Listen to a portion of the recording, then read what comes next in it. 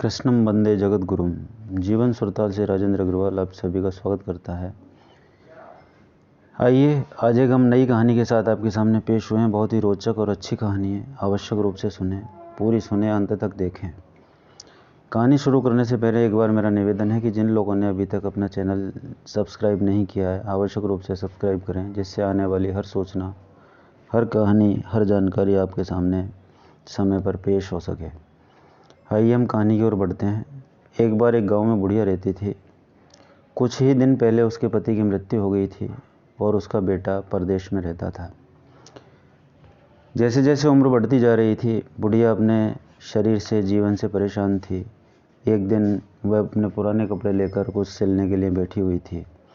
वृद्धावस्था के कारण वह सुई में धागा नहीं पिरो पा रही थी और मन ही मन बड़ी व्यथा महसूस कर रही थी और कह रही थी कि हे यमराज, तो मुझे इस दुनिया से उठा क्यों नहीं लेता है, मेरी इस ज़िंदगी से क्यों नहीं छुटकारा पा लेता है।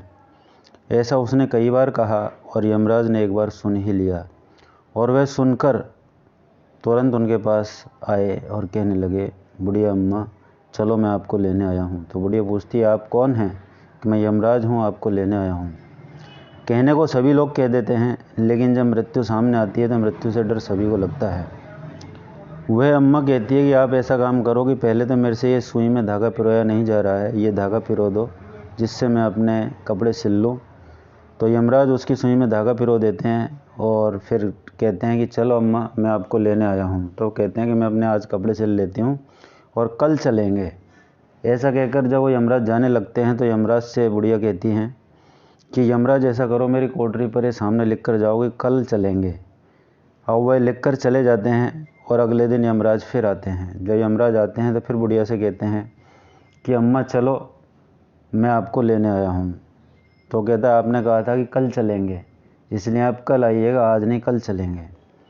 वो मान जाते हैं उस बात को और उनकी बात पर विश्वास करके वापस चले जाते हैं और अगले दिन फिर आते हैं।